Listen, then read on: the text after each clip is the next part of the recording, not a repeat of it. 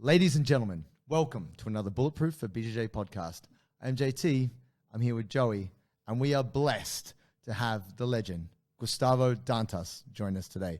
Welcome, Gustavo. Thank you so much, guys, for having me. Man, we are very privileged to have you here today and excited to ask you some questions about all the different things that you have experienced through your long jiu-jitsu career and get some insight for all the people listening about the evolution of jiu-jitsu as far as you see it and all the cool things you're working on now.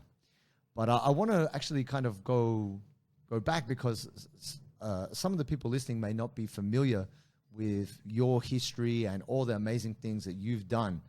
And so I wanted to start actually at the beginning because, in my internet research, it said that you were actually a judo guy. When you were young, you started in judo before you came to jiu-jitsu. Can you tell me about that? Yeah, I was young. It was the first experience that I had, so probably about 11 years old, 12, and I really enjoyed. But the problem is I wasn't a very good student, and I had some bad grades, and my mom kind of said no more. So it took me a long break until I got back to having better grades. That took a while, and then eventually I got exposed to jiu-jitsu. Instead of going back to judo, my brother started jiu-jitsu and said, like, man, it's similar, but there's more stuff you can do on the ground. And then I took a class, and I've been training since. That was 1989. And my brother, maybe 6 months later, stopped, got involved with triathlon, and has been involved with triathlon since. It's kind of crazy. Wow. Interesting. And you competed in the first ever Federated World Championships back in 1996 as a purple belt. Is that right? Yeah. Mm-hmm. Amazing. Yeah, it's a great experience. Well, the thing is, back in 96, it's not like it's the big hype that is now, like the World Championship like it is now. It's kind of like, hey, yeah, they're going to do a Worlds, I guess, and you're going to have a tournament, and you're going to call the World Championship. So it's not something that was, at least from my point of view, cool. It's a Worlds, but it's not what it is right now. And back then, I believe it was 3 mats, and maybe I'll have to check my facts, but maybe up to maybe 300 competitors. Wow. And they had I think a lot of people don't know, but back then the Worlds came to the US in 2007. Mm-hmm. So before that, in Brazil, you needed to be pre-qualified to compete at the Worlds. If you come from out of the country, and then you would go straight in. But they started having, you need to go be first or second in your state federation. They had, at the previous year, they had the first PANs, so you needed to place at PANs or Brazilian Nationals. They had the Brazilian Nationals for teams. So they had a few tournaments that you need to be pre-qualified to get in. And if you didn't have any of that, you'd have to compete the weekend before. So they had a national trials. So they do a big bracket, and 2 people of each bracket would go. So you have the winner, if they had a big bracket split into, the winner of each one who actually wouldn't go to a finals. It was just the 2 winners would go. So that happened that in 96 or 95, I took 3rd in the Rio State, which wouldn't qualify me. And I had the opportunity to do the trials the weekend before, and I won my side of the bracket, so I was able to compete. And that was in January of 1996. So a lot of people don't know that was the only year that tournament was placed in January, which is summer in Brazil. And at the Tijuca Tennis Club, the tournament they have there, it's kind of a ghetto gymnasium. Yeah, it's not nice. The locker rooms, it's a mess. The bathroom. I've competed there before. It's intense. Yeah, and there's no AC or anything like that. So summer, it was brutal. So after that, from 96 to 97, and then 97, they started doing July, because that helped to calm down. So that was about a year and a half. And I like to say, and I'm not embarrassed to say, especially in 96, I had no business in winning that tournament because of mindset related. I was more maybe some people have been listening, maybe have listened to some of my spiel and talking about with some of the things that I got involved with the BJJ Mental Coach, creating content for people to overcome some of the mental blocks that sometimes can prevent you from being your best self in tournaments. And I did struggle a lot with that, with confidence. And I remember that going into this tournament, okay, it's not what the world represents now or whatever, but I was kind of like in that mode. I was in a small school. I was before I moved to underprivileged school in Nova Uniao. They just started in 95, and right after in 96 I moved. But I was kind of like in a mindset like, well, it would be cool if I get to compete at the Worlds. So meaning like I'm going to the trials. So if I do well at the trials, I get to compete and I can get to go to a party. Like, yay, I'm at the tournament. So meaning it's not the mindset that you need to have to win a tournament like that. But somehow I end up winning the trials. Somehow I end up making to the semifinals, and then I lost. But like feeling like I wasn't really performing my best, like really holding back. And I have mentioned this before. I know that training is competing, but I had the opportunity to train with this guy that I lost that was winning a lot of things back then. So I was ready in my head. I had, for people who don't know, on my YouTube channel, I created this thing called the list of the top 10 mental mistakes jiu-jitsu competitors make and how to avoid them. And all based on the things that I personally did. And some of them are right there. And one of them, like hyping up the opponent, just giving too much credit to the other guy. You know what I mean? So in my horrible mindset, I was like, oh, with like a built-in excuse, oh, if I lose, it's okay, right? He's been winning a bunch of stuff, so it should be okay. So I kind of like, I lost to a 2-0, but with no sense or urgency. That was kind of like, it was acceptable, and it's not. It's not acceptable to lose. It's not acceptable to go in with that kind of mindset, but it is what it is. That's what I had. I was doing the best I could, you know, at that moment. And then probably 6 to 8 months, I don't quite remember, I got to train with this guy, and I got the best of him in training. Of course, training is different, but that was a big lesson for me that are like, that could have happened in the tournament. Of course, I already had improvements. I was already training under Pederneiras, and everything changed when I went there, technically speaking, mindset speaking. So there was something else. But this is just an example. Maybe, I don't know, for if you or any of the listeners maybe have competed in a term that you felt that you didn't do too well because you gave too much credit, too much respect to the other person. And after you're done, you're like, oh, wow, the monster wasn't as scary as I thought it was. You know what I mean? So that's the kind of like stuff that sometimes our minds create. So that was kind of part of one of the life lessons and competition lessons that I've learned along the way. Yeah. I wanted to ask, could you tell us what part of Brazil are you from? Like, where did you start jiu-jitsu? And talk on, like, going back then, 89, right? You said you started. What was the scene of jiu-jitsu like? What, you know, for us now, it's kind of like going to there's jiu-jitsu shops on every corner kind of thing, but yeah, it would have been very different back then. Can you kind of talk on the vibe of the culture? Yeah, it was kind of like a underground scene, sort of. It wasn't, people have this wrong perception. Maybe now, like, but back then in the 80s, it's not, in early 90s, it's not one of those things like, oh, everyone knows what jiu-jitsu is. And number one, there's no internet, there's no Google, there's no specialized magazine. I'm not even talking internet, I'm saying magazines that eventually they came about. So there was not really a scene.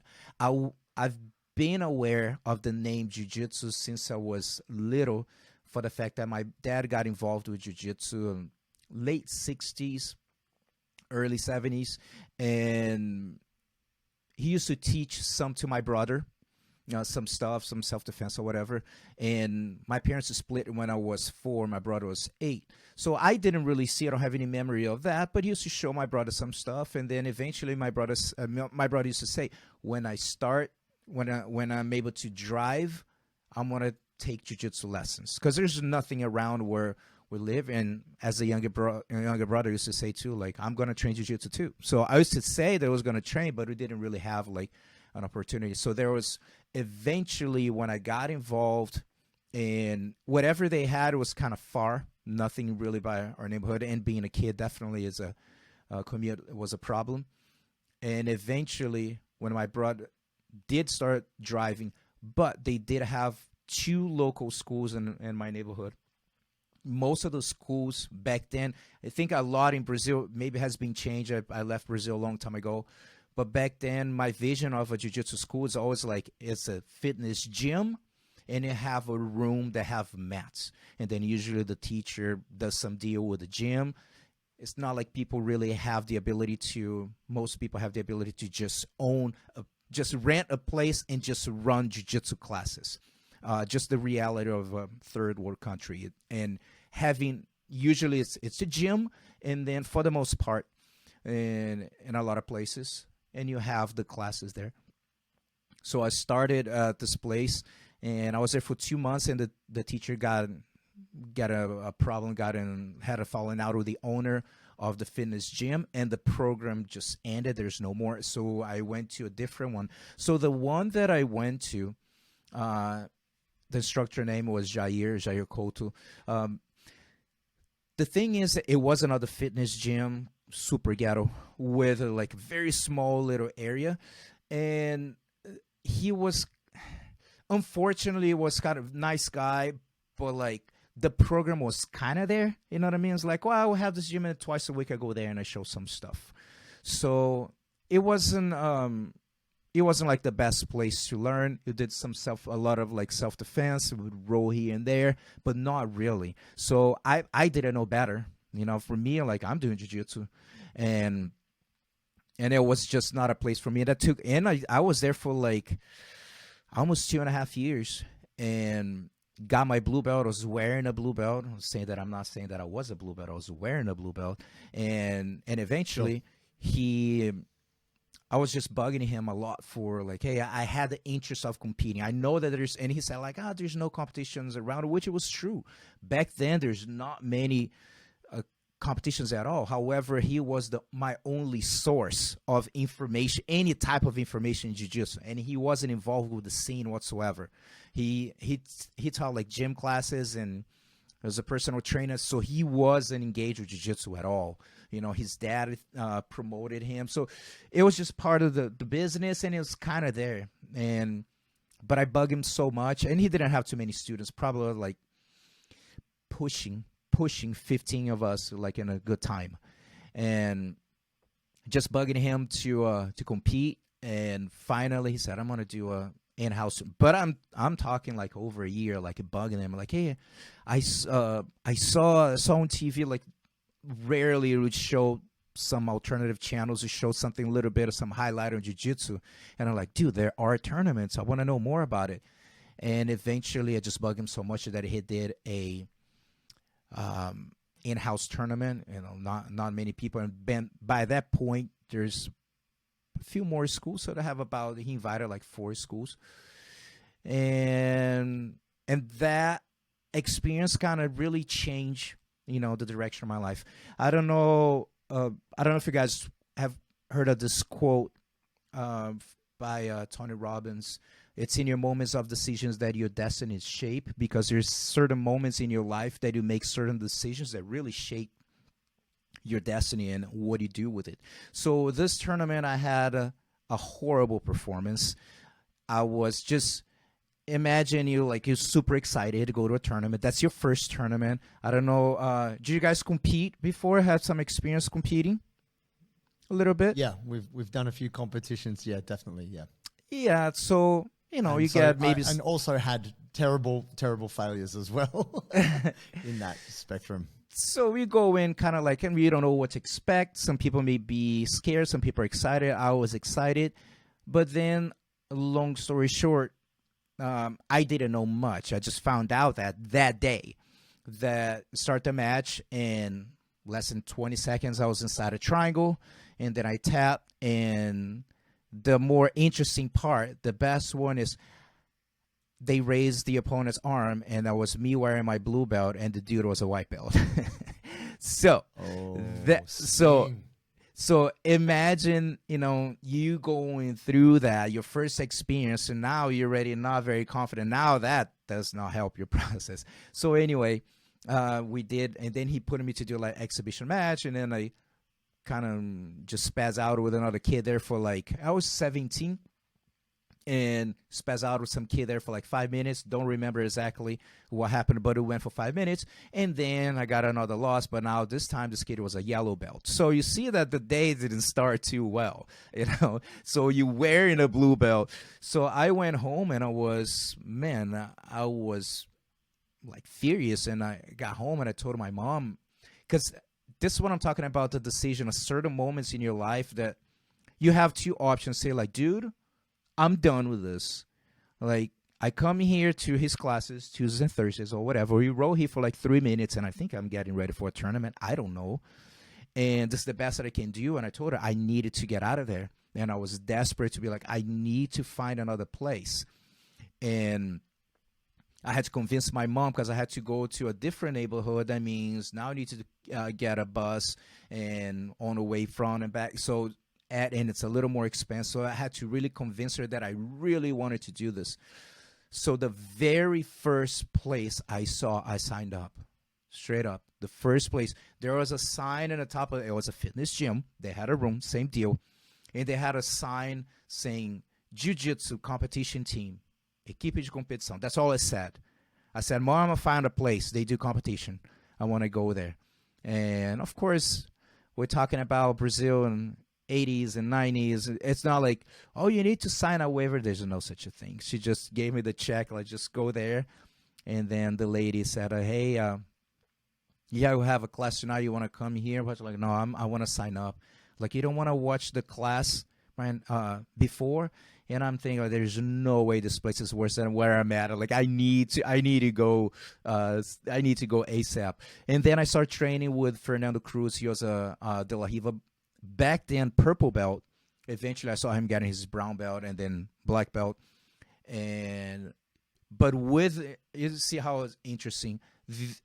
My other instructor wearing a black belt, and I really, my jiu-jitsu was not good. And with a purple belt in 6 months, but I saw him getting his brown belt not too long after. But anyway, in 6 months, I felt like I became a blue belt. So I had a kind of a clue what I'm doing. I'm kind of taking classes for over 2 years. I hope I kind of had a clue. So I even asked him, like, can I go back to a white belt? And he insisted and said no. So he saw something that I didn't. And then I eventually, in about 6 months, I felt like, all right. I felt like I was like, okay, I was becoming like a beginner blue belt, let's say. And this is a good thing too, because eventually when I got a good thing, as far as a good point for the listeners, that sometimes, when sometimes people can question their own technique or their own structure, saying like, man, I don't think I'm ready, right? And the same way that my instructor said, like, no, you'll pick up, stay as blue. So in my mind, still to this day, I feel like, man, you're horrible. And I didn't want, and then eventually when I got my purple belt, and I tried to convince him to not promote me, because finally I was starting to make some progress competing in the blue belt. It took me a while to start getting some results. But then a purple belt, that's when things like really start to turn around for me. So what's the point? That trust your coach. Maybe you think that you're not ready, but there's someone outside looking, and you pay for classes, and on that point, him trusting me to say like, no, stay here. No, you're going to this belt. And then that's when things kind of turn around for me. But the point is, maybe for some people that are not feeling confident, maybe they just got a certain belt, they're not sure if they're like, man, just trust your coach and trust their judgment. Awesome. And so what was the move for you to go to Nova Uniao? Because you came up at a kind of legendary time for the team. Like, you were part of a legendary cohort of people. So could you tell us a little bit about the move to that team and then being part of this amazing group of jiu-jitsu competitors? I have to say that I think the first like tough decision, maybe like tough, that gave me a lot of anxiety to take, was to leave my coach Fernando. But there's a reason why. He was a police officer, and it's very sad in Brazil, like maybe in Australia it doesn't happen as much, or in Brazil, but in in US, corruption happens everywhere. But when we talk about police in South America, Central America, there's this massive corruption, and it's very easy to go kind of the wrong route. The best example that I can picture here, I don't know if you guys watched the movie Denzel Washington, Training Day. So if you did, yeah. So that's kind of the point. And man, I saw the transformation of, unfortunately, his life start going to a very dark route, to a point that he used to bounce around different, again, fitness gyms, and then with jiu-jitsu room, and he got kicked out, we go with them. Man, I cannot say anything bad about him, because he always took care of me. You know what I mean? Like, I was being quiet, I was being an introvert anyway. I'll come to all classes available, do my thing, try to compete in any tournament that I could afford.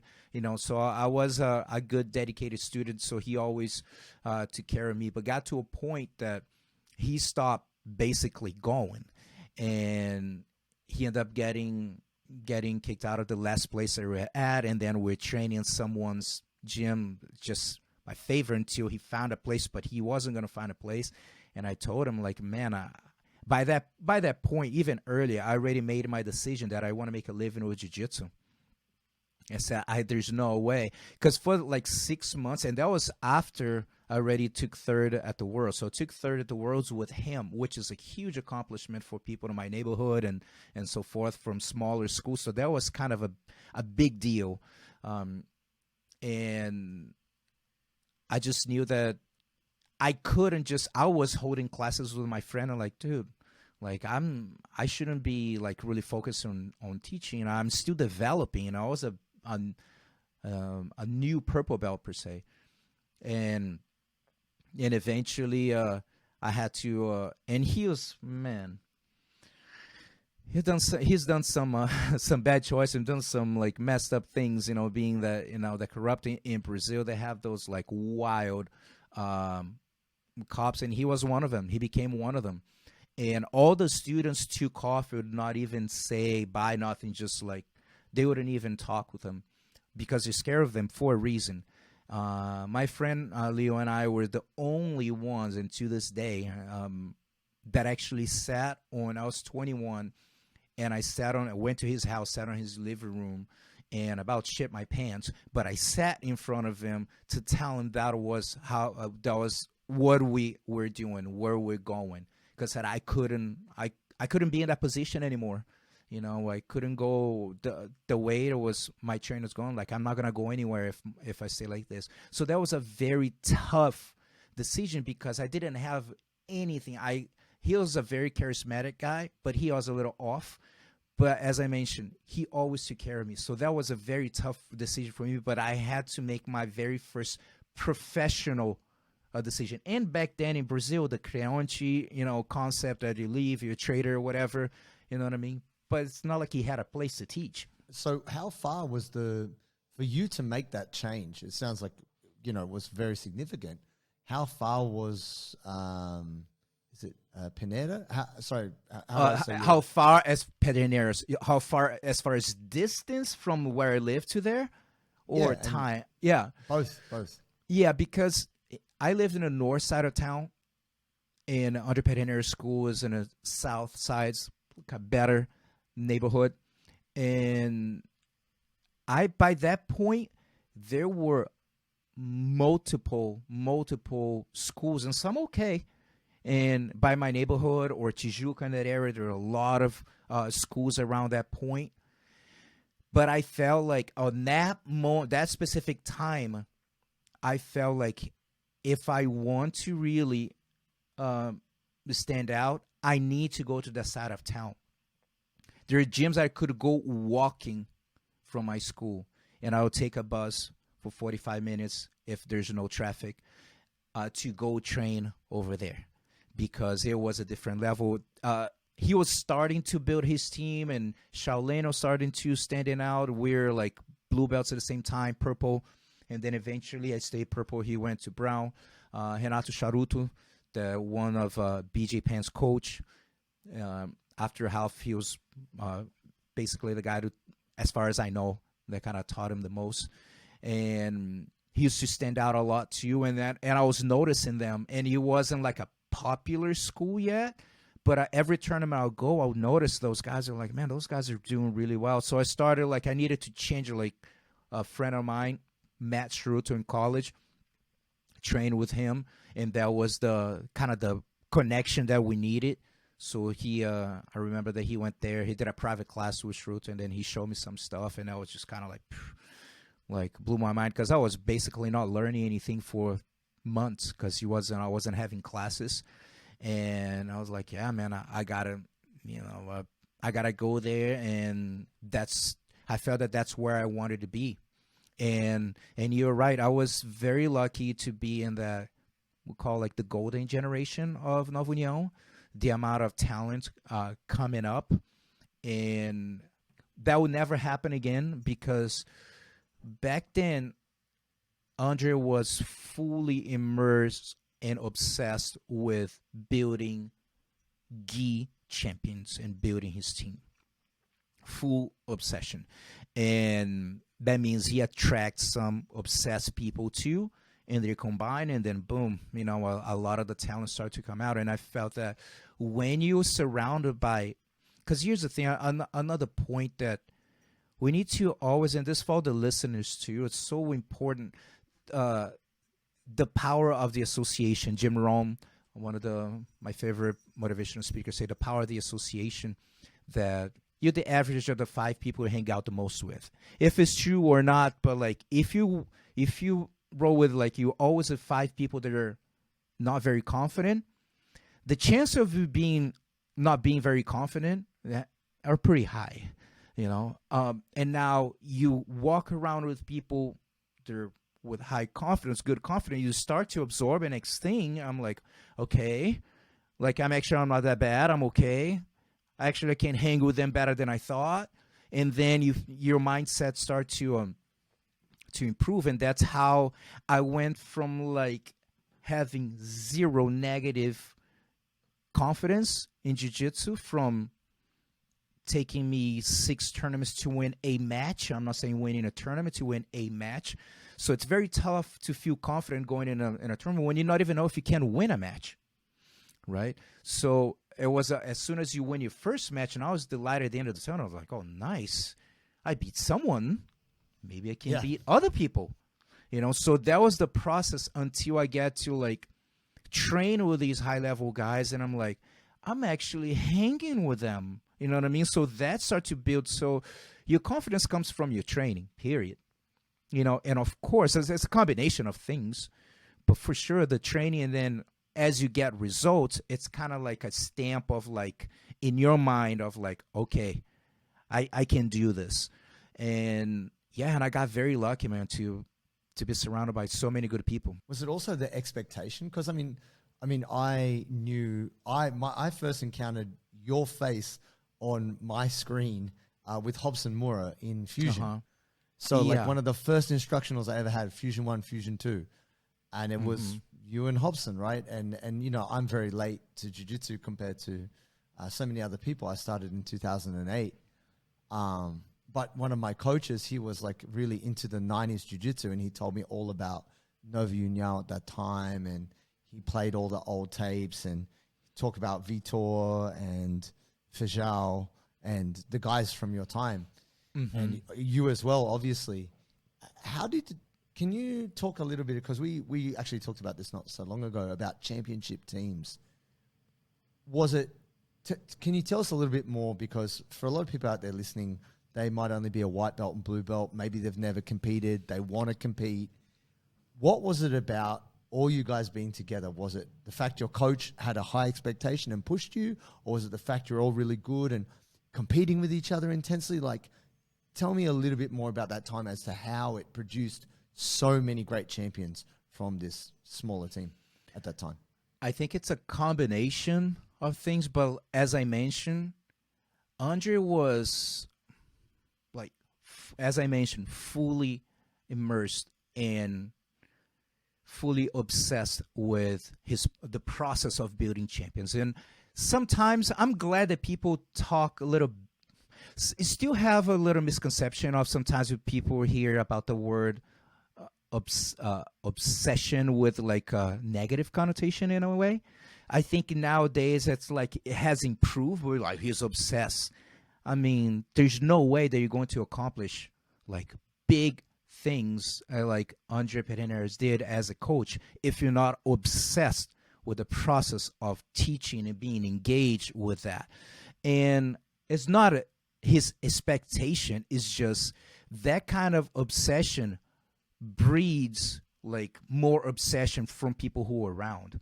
So it's basically like me, you know, like I started noticing him because of his job with especially Shaolin and Shiruto, other guys, but like I would watch Shaolin competing and we still were blue belts. I was in one division over him, but I was always paying attention. Man, I like that kid. And he was like 16 years old beating adults, you know? And so I'm always watching him. I always watch Andre with him. And I'm like, man, I don't know what they're doing, but they're doing well, you know? And that's what he'll do. He'll come like different times of class. There's no specific class. He'll come extra, stay longer, you know, and go like way beyond out of his way to build his team. And whoever was in the same vibe, they would stay.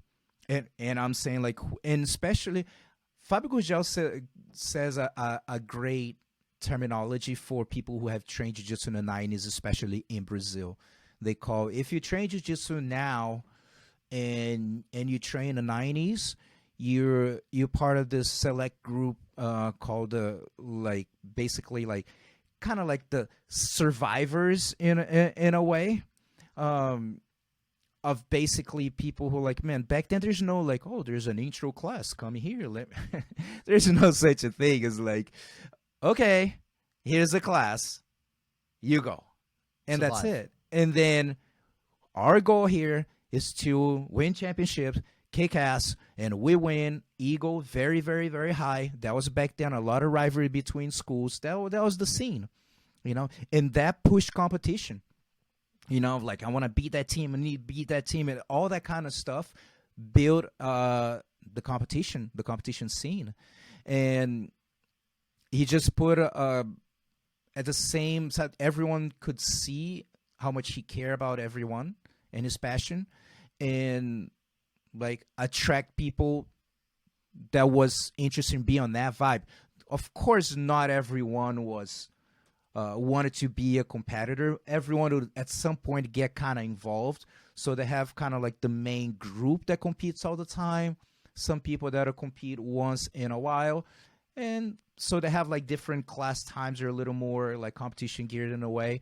But anyway, yeah, it's just a group of people that was very committed to win, and that helped me because I felt like I needed that. I was craving sports since I was a kid, and unfortunately my mom, a single mom that raised two boys the best way she couldn't afford a lot of things, so that took me a while to get to a point that she could afford something. That was my teens years. But yeah, I wish I was doing other sports earlier, but I wasn't exposed to.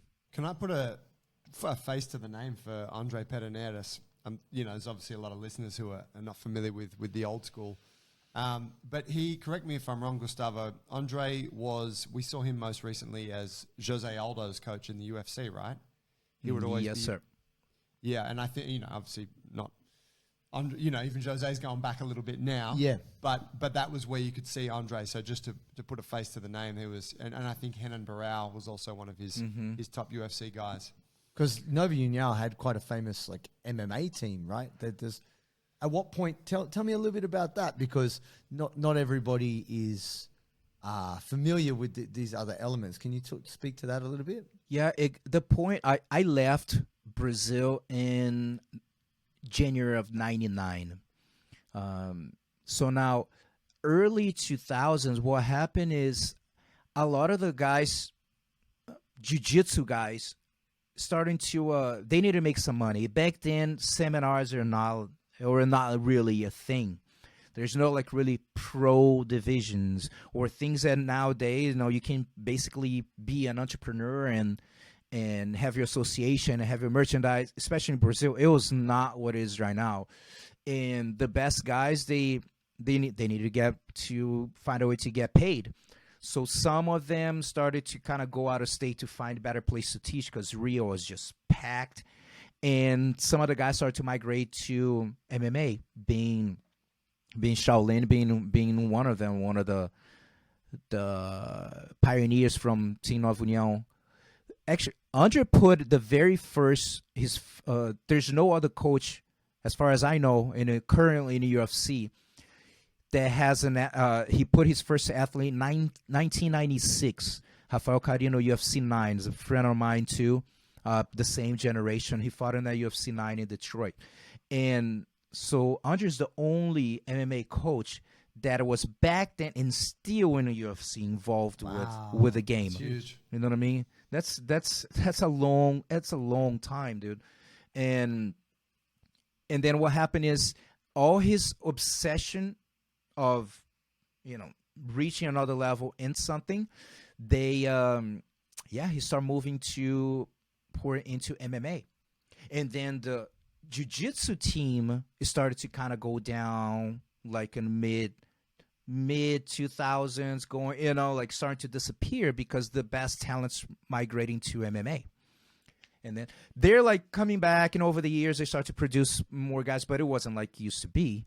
And then guys started to travel, started having some opportunities to go to Japan, shoot to Japan, and still not getting paid much, but there's the kind of some of the opportunities they had back then.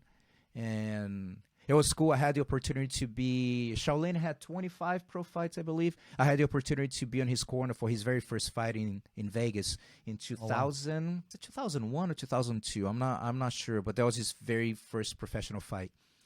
And yeah, so he put all his effort into training MMA fighters. And man, for you to be able, people don't realize one thing about MMA coaches, okay? If you look into like the best MMA coaches in business, it's one thing you build an athlete and put in the UFC. That's awesome. Another one is the guy maintain himself in the UFC, right? To be able, because it happens all the time. Someone gets in, 2 fights, cut, boom, done, right? Now, not too many people can make a full career after you got into the UFC, you're there and you retire there. Not many people can put a guy to fight for a title. Not many people can get someone to fight and win a title. And not just win a title, someone that actually defend their title for like a freaking decade. And that's what Andre did. You know what I mean? That, of course, and he always talks about him, like he said, like, it's not me. It happens that Aldo is a freak. Sure. He say like, he always say that, every academy, every gym, like at one point in your career, like a major diamond's going to land there. You know what I mean? And then what are you going to do with that diamond? How are you going to shape it and everything? You know what I mean? That's up to each coach. But what he is able to do... Go ahead. So I was going to say, just quickly on Aldo, I could be wrong about this, but I trained with Alliance in Sao Paulo when I was there, and they talked about when Jose Aldo was doing jiu-jitsu. Oh, yeah. And they said he had the craziest cardio because I believe there was a match, and I don't know if you're privy to this or whatever, it was him versus Cobrinha at brown belt, I believe. Yeah. And he beat Cobrinha. And at that time, Cobrinha was training really hard and was awesome. He'd come from TT and all of this. And Cobrinha said that Jose Aldo felt like he had 2 hearts in his chest because he would not gas. And Cobrinha couldn't believe this guy was non-stop, like the whole match. And actually that inspired him to train harder, like, because, you know, to be a real champion. Because, I believe Jose Aldo beat him twice in Jiu-Jitsu, back in the gi, back in the days. And that motivated him to go to the next level. And he, you know, Jose Aldo is like such a legend. A lot of people don't appreciate that about his early days in Jiu-Jitsu. Well, people just don't know. You know, back then, it's not like now it's nice and you have flow and you have this and you can see the matches, you know what I mean? Sure. But like people really didn't see, you know, a lot of the work those guys put. I'm very blessed that for the past 20 years, I had multiple opportunities to learn from Andre, being in corners with him, going to UFCs and many other organizations. And one of the main guys that I had the opportunity to experience a lot, and that's is Jose Aldo. He, in my opinion, he is like, everyone have their own favorite fighter, of course. He is my my favorite fighter, not just because, you know, what I've seen him doing, but him as a human being. I had the opportunity to travel with him a lot when he was in the WC, because Andre didn't have many like help. Aldo wasn't known or anything like that. So I'll travel with them, help with like cutting weight and translation and just getting situated, because sometimes we'll have two fighters and Andre's by himself, you know what I mean? And then I go in. So I start to like go with him, and I learned so much from him. We learned from each other a lot, especially mentally speaking, being in a room with him for a week in a hotel, you know, sharing the same room and going to fights with him and see how he functions. And, man, I learned a lot. And that dude, it's so dedicated. It's very, very impressive. And it's not by accident. He was the champion for like 10 years. Of course, everyone's time, you know, gets there. But like when he was in his prime and for that long, dude, a killer, you know, Crazy. with a mission. What was his mission? He needed to, that's it, man. Either you fight or you don't eat. You know what I mean? Like, he had nothing. That's people don't realize. The dude moved to a gym. He moved from an house. He had zero, nothing. He lived in a gym. And what he was able to build with peer, of course, the dude has full package. Like, you know, athleticism, mind, you know, ability to pick up. That dude would probably be good in whatever he decided to, whatever sport he would get involved, he would probably be good. His athleticism is just, again, his prime is young, it's just insane. And being able to witness that, you know, many fights, being there for when he fought for his first title at WC, being in a corner for that too. So very blessed to really experience those people, and that helped me with my process. This is how high level guys function. This is how they think. You know what I mean? And studying that and experience that too, being there with them. Was he? I guess. I mean, I have no idea. I met him one time in a park, Ibirapuera Park, actually playing like football, like a pickup game, and he actually, Anyway, it was awesome. I just saw him randomly with the guys, but he seemed like a really nice guy in person. But obviously, everyone knows how tough he is. He's striking, all of this. I wanted to move to talk a little bit more about like the BJJ Mental Coach and the work you've done in terms of like sports psychology and the way you think about jiu-jitsu. Was there anything that Aldo ever said to you, or was it more just his actions? Like, because I obviously you have such a rich history and knowledge of jiu-jitsu, your own experience as a competitor, being around other competitors. Was there anything that you took from being around Jose Aldo, as well as all these high-level competitors that have informed how you think about it, how you teach your students, or, you know, the mental approach you've taken to forming the BJJ Mental Coach? Like, can you speak to how that translates? I think every high-level competitor, you're going to pick up a little bit. There's no way. We have, like, to this day, you know, like, whenever we meet, have, like, you know, like, I was for his last fight last year in Utah, that he still, you know, mentally, man, he's definitely different. Of course, after, you know, like so many years, it changed, you know, the responsibility, the expectations and all that, you know, can weigh on you big time. But I felt like his focus and his discipline, it was very unique. And never like, for example, when I think one of the most powerful things that I experienced in MMA and was with him when he fought for the WC title. He was fighting against I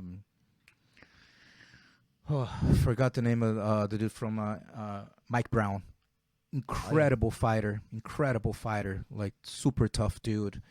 And so Aldo was already coming up with like some good sequence and everything, and then we're about to leave the locker room to the fight, and then Mike Brown's locker room was everyone's just being, you know, kind of like pumping him up and being loud and banging the walls and stuff like that, you know. And Aldo was super focused, just kind of looking down like he always does. Even when he's in a cage, he's never like looking the guy in the head. He's always looking down, you know. And then Andre stopped right in front of him and said, "Are you listening to this?" You know, like they bang it in the wall, doing all that stuff. And he said, like, they're holding the key of your house. You got to let him take the key from you. And he just kind of looking down, just kind of shook his head, because on that fight, if you win that fight, he was going to be able to put his money down, big money down for his first apartment. You know what I mean? Yeah. So in that guy's mind, he's not thinking about any party or whatever's going on. It's like, I'm here to get paid. And I witnessed that multiple times. With every time we leave, and I've been in multiple fights with him, we leave the fight, we go eat and go back to the room. And he said, I didn't come here. I came here to work. I didn't come here to spend my money. And he'd go back to the room and he'd just chill and hang out until the morning. And he would not go out. And at the time that I know that I wasn't at this one, that they wanted him to go to after party, I was like, dude, I ain't after party. I don't do that, you know. And they pay for him to go. So he goes there to stay there for 2 hours. So in his 2 hours, it's like 2 hours, and he's like out of there. The dude doesn't drink, doesn't smoke, nothing. So that's the kind of focus, you know what I mean? For you to be that different, like as I mentioned, the progression of getting to the UFC, winning fights, title, defend your title, God knows how many times, you have to be special, like Anderson Silva. You have to be special. Yeah. To be a Tom Brady, you have to be special. You know, so there's like every sport you're going to have like the different ones, man. So that kind of like obsession with his training, with his goal and his discipline, I've never seen anything like it. And there's a reason why he's one of the best ever. Definitely. And the interesting thing is for me, because obviously you talk about, you know, jiu-jitsu early days and kind of in a lot of ways Brazil being like they're being third world conditions, so it's difficult to find good gyms and things like this. And obviously it's evolved over time. Mm-hmm. So much more jiu-jitsu now in Brazil, but then also worldwide. You're there, you know, you're in Arizona, mm-hmm. You know, having your school, you know, Nova Uniao spread out across the world, RMNU, that was a big like expansion, and we can see the evolution of jiu-jitsu now across the whole world. What I find very interesting is and it's awesome as a testament to you as a person to do JiuJitsu Tribe and to take the influence of jiu-jitsu and use that to help other people who are struggling. Talk to me or talk to us about your experience of being in America, teaching jiu-jitsu there, having school there, and then also now using your influence and all the good work you're doing to then help people in poorer communities with JiuJitsu Tribe. Well, one thing, I've been living now, I completed I live half of my life in Brazil, half in the United States. Amazing. 24 and 24. That's wild.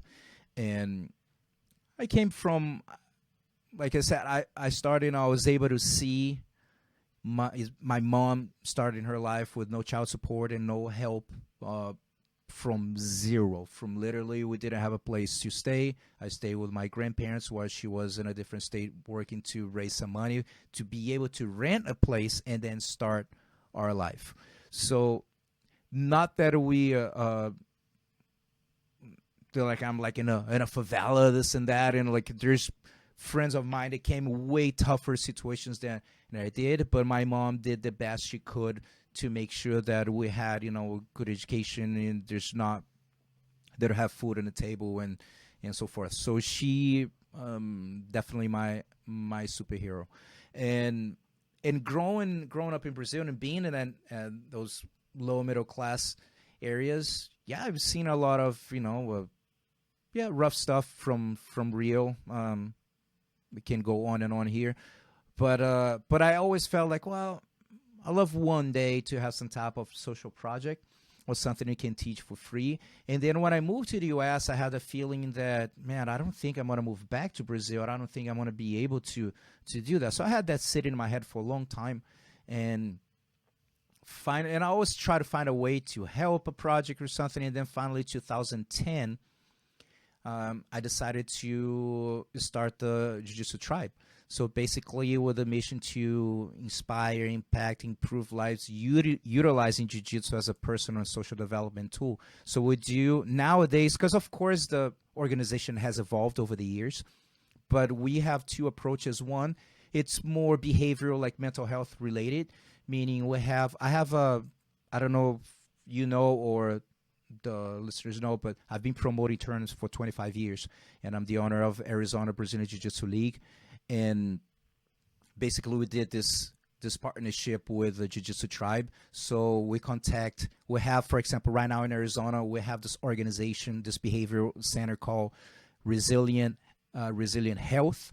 So basically we get kids with anxiety disorder and depression, and then we do a partnership with a school affiliated with that supports Arizona Brazilian Jiu-Jitsu League to have a 6-month sponsorship to offer free classes to a specific child.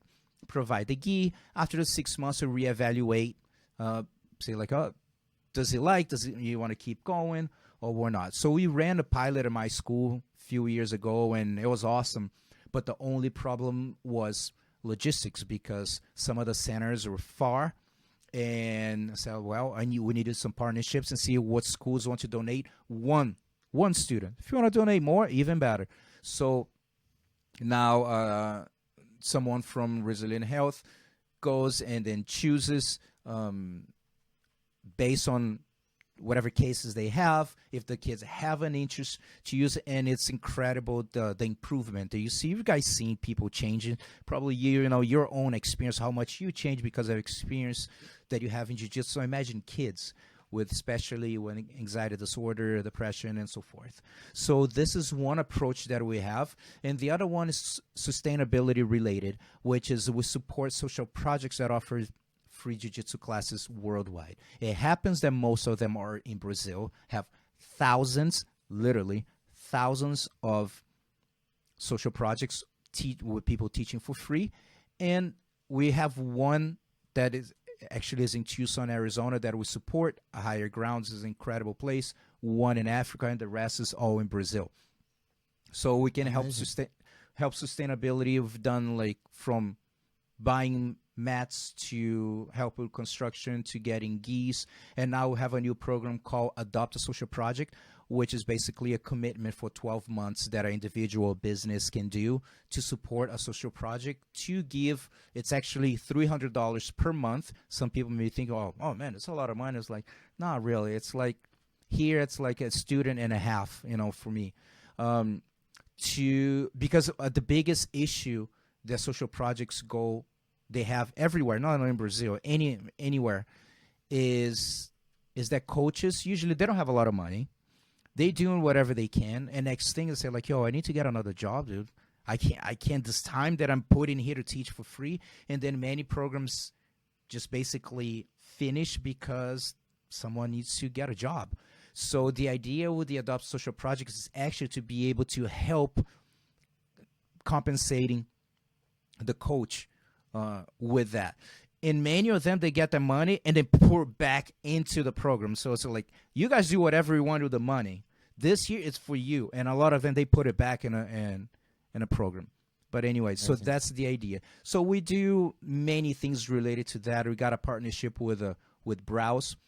I saw that actually. Yeah, we know Renato from Browse. That's awesome. Yeah, man. It's a great partnership that we start making. We're doing 3 batches a year. That the concept is you buy a gi and then that generates 1 gi for a child. So we just finished running our first batch right now, and the gis are being produced and it will be shipped to Program Brazil. Actually, our first thing we're doing 150 gis, and it's like legit Browse gi. It's not just like, oh, it's a little thin gi just because your kid's from the project. No. We want to make sure that they feel like, wow, this is a nice gi. Most of them, they will never experience that. So I had the opportunity to travel a lot, go to Brazil, visit those places, and it's life-changing. It really is. That's one of my favorite things to do. So over the years now, I don't teach as much. I'm not super involved. I did tournaments, but we have a solid team that does the job, and at this point I don't really have to do anything. The tournament, we got a nice system going, and I can put more effort into the JiuJitsu Tribe. Oh, that's amazing. And man, that's, like I said, just want to acknowledge you, man, because you are such a big part of the jiu-jitsu history, and you're giving back to the culture, which is awesome. So thank you for all that you have done in that way. And yeah, man, like I guess for us, like we're on the other side of the world, we're here in Australia. But when I was in Brazil and I got to see like the kind of Projeto Social, like Alliance had one, Cicero Costa. You're everywhere.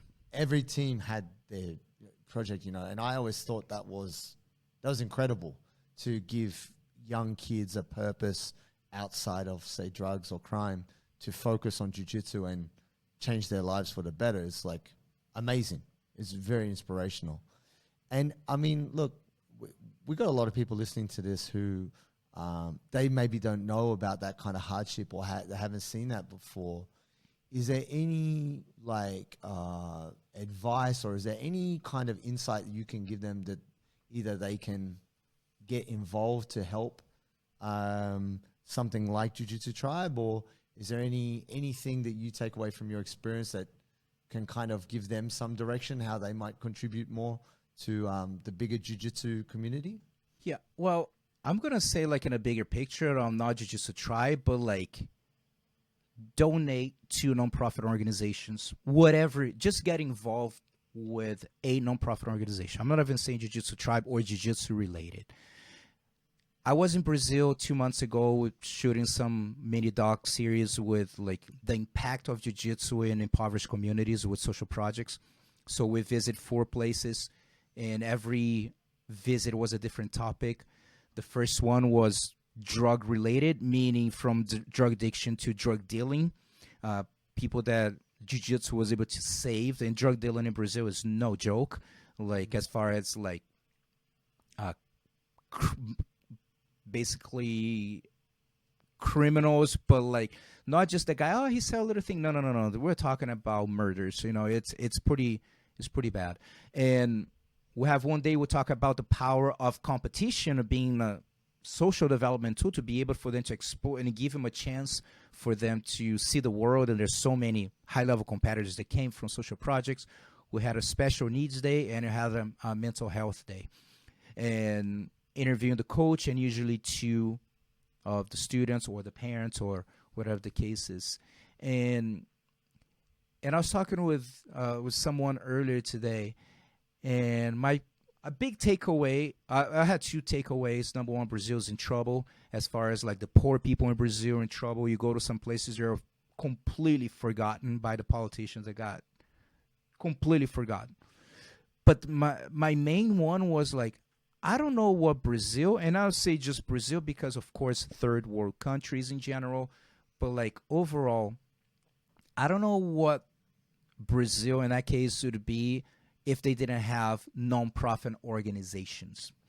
because you go to some places that they have nothing. They barely have water. When they do have water, nothing, completely forgot. And there's someone teaching jiu-jitsu in the middle of that. You know what I mean? Giving a chance to people. I'm like, dude, that's insane. So we go to a place, I'm looking in the neighborhood, I'm looking around, trash everywhere. Like, dude, I'm on the top of the hill. There's nowhere. The garbage truck doesn't come here. You know what I mean? So kids getting sick, like this whole thing. And there's someone teaching jiu-jitsu, someone teaching art, someone teaching guitar lessons for free. You know what I mean? Like trying to do whatever they can to get people from, especially kids, from trouble. So, for example, I support Charity Water. Charity Water is an incredible organization. If you guys have a chance to check out charitywater.org, I've been supporting them for like 5 years, and I donate $30 per month. It's not gonna really kill me. I'm donating $30, and people really don't have water. Browse Foundation from Browse Fight, it's an incredible organization that does the same sustainability with water. Now they're building a school in Pakistan because they have a factory there. Renato does an incredible job with them. I love what Browse does, and a lot of the supporters, they support them not just because of the quality of the gi or whatnot, or the brand, but like what it's behind the brand. The amount of social work that they do. And a lot of people like support them mainly because of that. And then like, cool, the gis and the stuff, it's cool too. But like the mission behind. So the takeaway is like to find an organization to give, and I made a post one day at JiuJitsuTribe.org on Instagram talking about the importance of like $5, and people are like, I'm going to give $5. What $5 going to do? Dude, for a year, that's $60. We got 100 people. Okay, now we're talking. Now to a place like Brazil, Africa, now we've multiplied that 5 to 1. So that can really make an impact. So I think just finding an organization that want to be a part of, if Jiu-Jitsu Tribe, cool. They have Guardian, which is an incredible program for Jiu-Jitsu. They have other organizations. And also one thing that I need to mention more often, we're starting a Jiu-Jitsu Tribe Institute in Brazil. It's in the south of Brazil. I did a partnership with one of the coaches there that I've been supporting for a few years. And now we're going through all the legal part, but the Jiu-Jitsu aspect is ready. Going, we have a place. They have Jiu-Jitsu classes for kids, all that kind of stuff. And the goal is now in June, we're taking the house next door, so we're going to have we have a curriculum it's a personal development curriculum, teaching social emotional learning and financial education, and having like different types of professional classes to help them to get jobs, especially for the teenagers.